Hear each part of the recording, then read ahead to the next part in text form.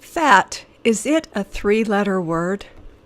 Hi, my name's Holly Knutson, and I'm a functional health practitioner out of Utah. And today, I would like to talk about fat and the hormones in your body that are responsible for burning fat. So let's get started. Did you know that you can burn fat in your body by activating certain hormones? Hormones are powerful messengers, and they influence metabolism. They also influence mood, energy, and well-being. And one reason that you have a hard time losing weight is because of hormonal imbalances. So let's talk about the fat-burning hormones in our bodies that we can activate if we want to lose weight. Okay, thyroid hormone is our first hormone that we're going to talk about. Thyroid hormones have an enormous impact on metabolism. Your thyroid gland is the gas pedal in your body, so if it's not working right, you're going to have a hard time losing weight, and you'll also feel tired, weak, achy, and emotional, and unmotivated. I know when my thyroid goes low, my legs will just ache when I'm in bed at night. And then it dawns on me, oh, you forgot to take your thyroid. And thyroid hormones are sensitive to both internal and external cues, temperature, what you eat. And liver health is vital for optimal thyroid health because the active form, T3, is activated from the storage form, T4, in your liver. And if you've ever chronically dieted, then that negatively impacts thyroid hormones as well. Estrogen dominance binds thyroid hormones, so if you're on the birth control pill, that could possibly lower your thyroid. Pesticides, plastics, and soy contribute to estrogen dominance. I would cut those out of your environment and your diet. Eat only organic meat and milk to reduce your risk. I would change your meat and milk first before your produce, even though that's important to buy organic. Check your vitamin D levels. That has an impact on thyroid hormone. And get your thyroid levels tested if you suspect that they're low.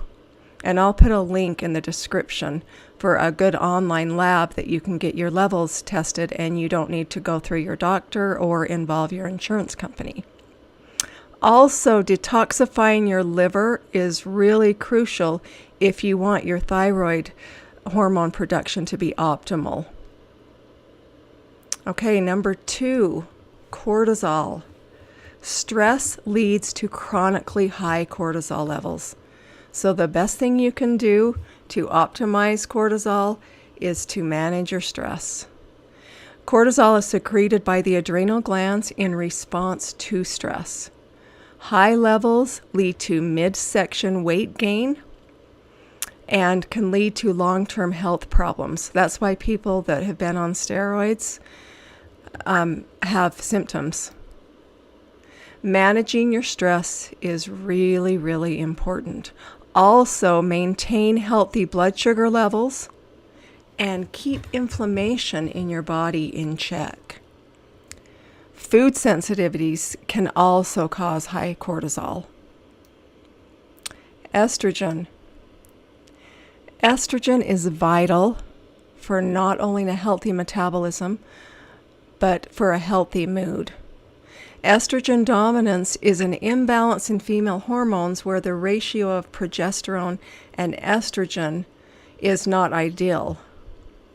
And low levels of estrogen can stimulate appetite, sabotaging your weight loss efforts.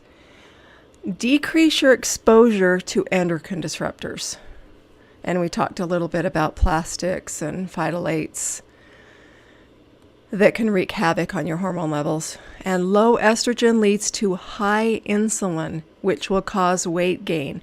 This is the problem that menopausal women have. is when estrogen goes low, insulin will rise. Fiber and monitoring your carb intake is essential. And that goes for every hormone in the body. Bioidentical progesterone will balance out high estrogen. Leptin is our next hormone. Leptin is the hormone of energy expenditure and satiation. Leptin is secreted by your fat cells, and it decreases appetite and tells your brain how much body fat you have to burn. It also boosts metabolism and regulates body weight. You want leptin on your side. Leptin is opposed by ghrelin, the hunger hormone. Binge eating and chronic dieting affect leptin levels. Adequate sleep optimizes leptin. So there's some strategies that you can employ in your life to keep this hormone functioning properly. Get enough sleep and regulate your body weight. Glucagon. Glucagon signals lipolysis, allowing stored fat to be burned. Together with insulin, glucagon regulates blood sugar and energy production. When this hormone is high, insulin will be low, and when insulin is low, you can burn fat. Glucagon is secreted by the pancreas in response to low blood sugar. Optimize your glucagon levels by not overeating, watching your carbohydrate intake, and exercising. Okay, our next hormone is adrenaline. Adrenaline influences all other hormones and is secreted by the adrenal glands when you're stressed. It's also called the fight or flight hormone, and it signals fat burning. Adrenaline suppresses appetite and signals other fat-burning hormones to be released. This fat-burning effect is decreased when cortisol is imbalanced. Exercise causes adrenaline release, and manage your stress to optimize adrenaline levels. Do you see the theme here? Exercise helps balance hormones, as does managing your stress. You can never get rid of stress, but you can learn ways to manage it. DHEA. So DHEA is an anabolic hormone, which means it's a building hormone. It is secreted by the adrenal glands and is important for healthy estrogen and testosterone levels. It is considered the health and youth hormone. DHEA is also referred to as the anti-stress hormone because it counteracts the negative effects of cortisol. So many hormones in the body are on a seesaw with each other. DHEA supports muscle growth, metabolism, and immunity. Low thyroid results in low DHEA levels. Human growth hormone, or HGH, is the fountain of youth and anti-aging hormone. It is released when you sleep and is the ultimate fat burner. HGH increases lipolysis. Remember we talked about that, it's the breakdown of stored fat. And high insulin levels reduce HGH production.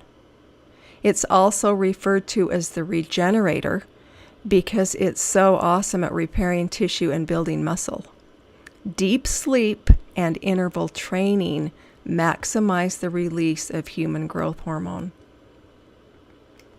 Adiponectin. We don't hear about this hormone as much, but it's released from your adipose tissue or fat. High levels lead to increased fat burning, better energy, and higher caloric expenditure. Low levels of adiponectin lead to visceral fat deposition. This hormone improves insulin sensitivity, which in itself will help you lose weight. It boosts metabolism, curbs appetite, and promotes fatty acid oxidation in the liver. This hormone is a fat burner. Replace carbs with healthy fat and exercise to increase levels of adiponectin. Okay, cholecystokinin. Say that 3 times.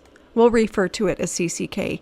CCK is a satiety hormone released from the small intestine after you eat. It suppresses hunger, which promotes weight loss. Receptors of this important hormone have also been found in the brain. Leptin and insulin resistance both decrease CCK. And what leptin and insulin resistance means is resistance is when your body becomes less sensitive to a hormone. CCK regulates gut motility, gallbladder contraction, and enzyme secretion. Eating a low-carb, fiber-rich diet will stimulate this hormone. That's a lot of hormones. In summary, hormones dictate fat storage and fat burning. So if you want to lose weight, then do the steps necessary to have adequate levels of these hormones.